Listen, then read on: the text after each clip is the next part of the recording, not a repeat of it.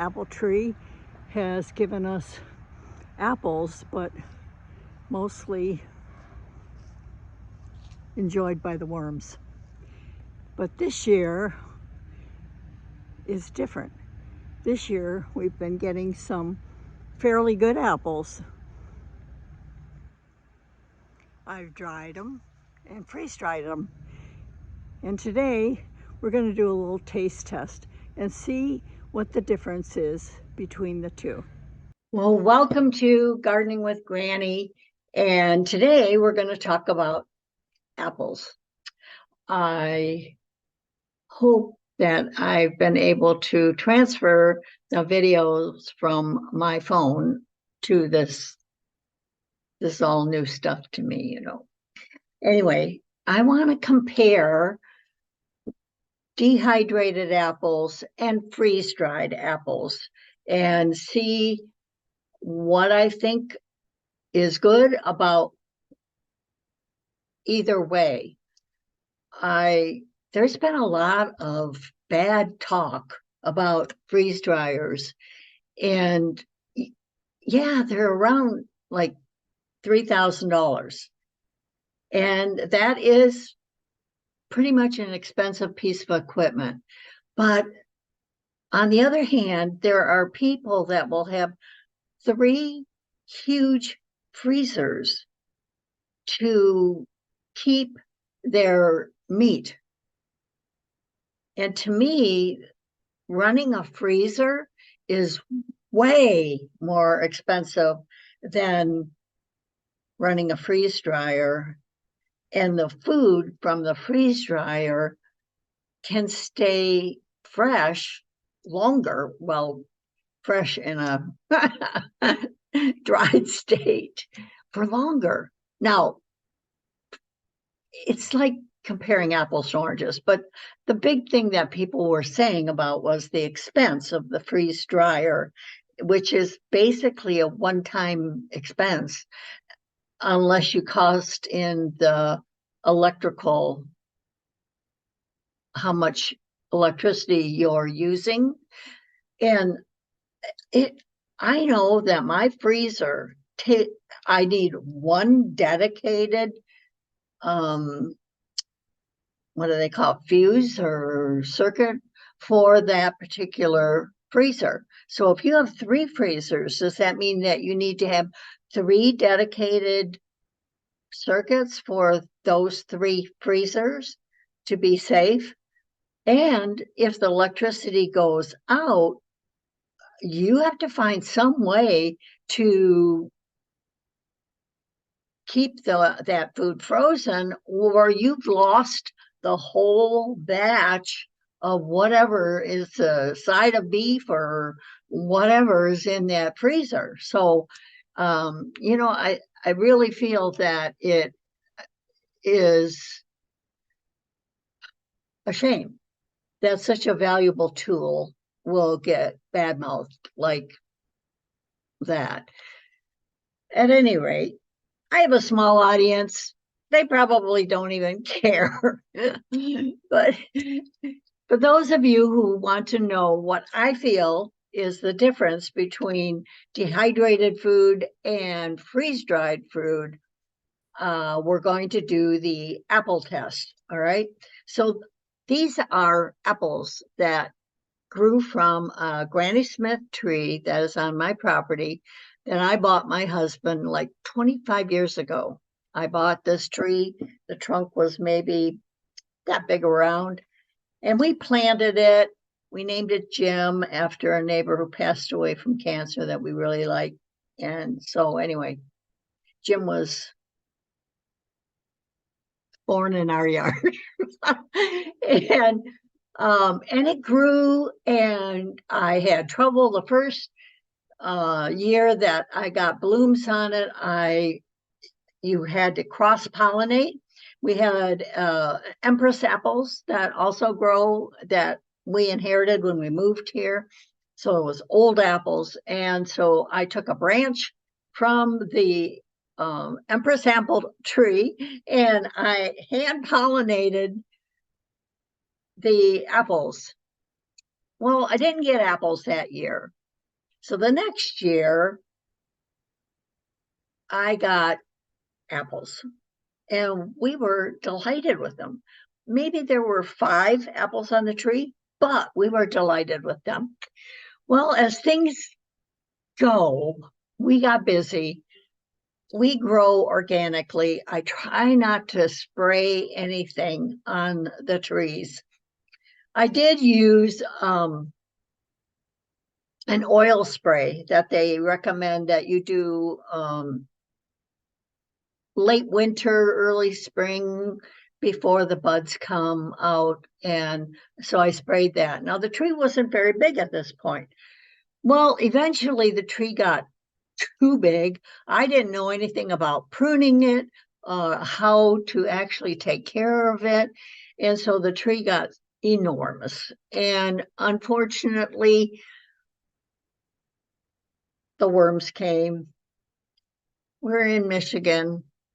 It's very difficult to grow organic apples basically anywhere. I mean, I've heard from Oregon that there are moths and different types of worms that actually go into the ground and they come back up again in the spring. And so it's really difficult to get a decent apple. So last year we spent $900 to have the tree pruned. They still didn't do an excellent job because what I know now from research is the importance of the apple tree to get sunlight through the branches, and that there are certain branches that shouldn't cross. So if they cross, you should. Well, I didn't really have an arborist come and prune the tree. I had somebody who said he'd done fruit tree trimming before, so I trusted him. And this year we did get a lot of apples, like this one, which is really decent looking.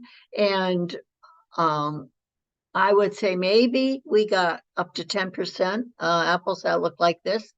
Most of the apples are dark like on the outside, but once you get the skin off, you have fairly decent apples. So what I'm saying to people is that we share the apples with the worms, and I'm okay with that. We also share them with chipmunks and birds and what other animals that will come along.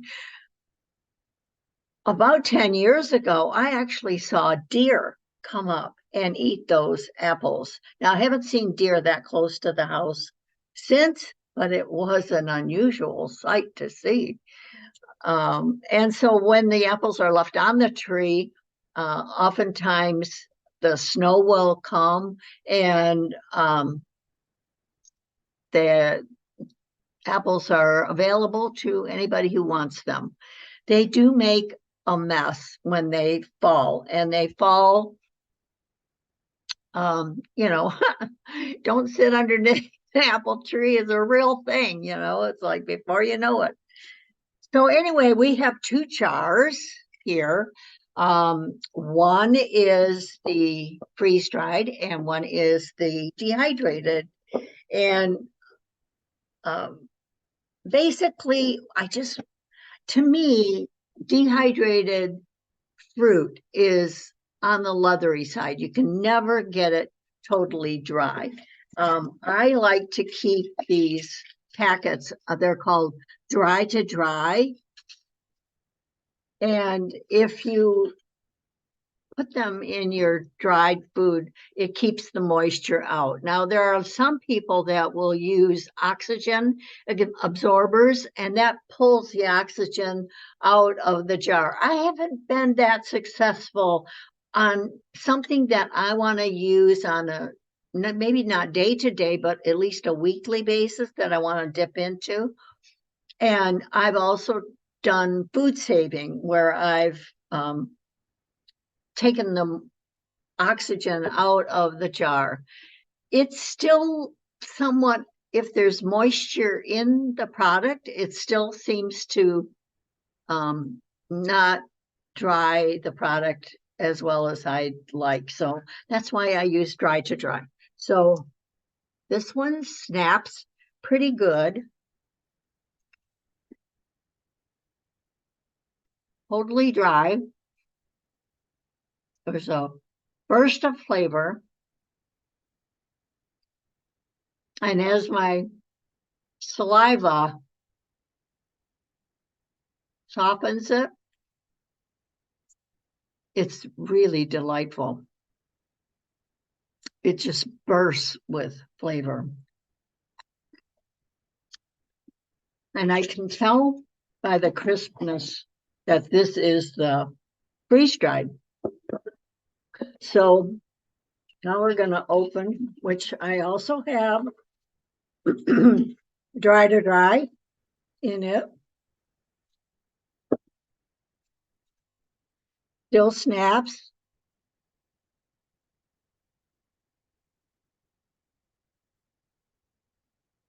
Mm.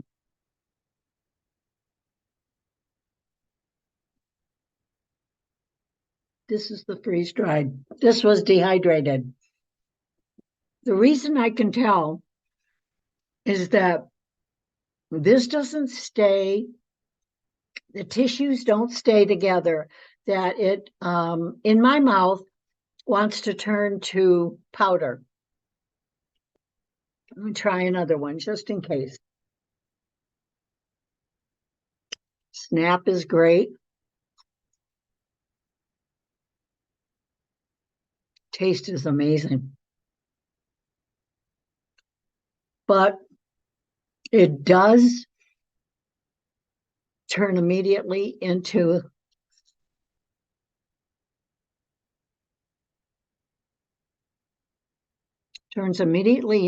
powder. It doesn't maintain the flesh like the dehydrated one maintains.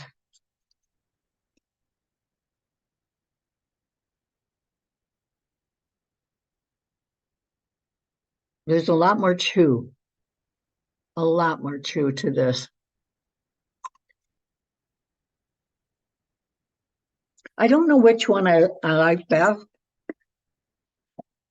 I know when I dehydrate herbs, I love the freeze dryer for the dehydrated herbs because often my objective in the herbs is to make a powder. But I can crunch some in my hand and maintain some of the texture, like in parsley. I can maintain some of the texture, won't immediately all go into powder form unless I put it into a like a coffee blender, thing, seed blender type thing. So there's my opinion. I would love it if you would share your opinions. If you enjoyed this somewhat, please give me a thumbs up, subscribe, share it with other people. I'd love to grow this channel. And, apple a day, whether it's dehydrated, freeze-dried, or fresh, is a very beneficial thing, especially if it's organic. So I hope that you enjoyed this little taste test with me, and that perhaps you'll be more interested in getting your apple a day in from now on. So thanks for watching. This is Mary, Gardening with Granny, and for the health of it.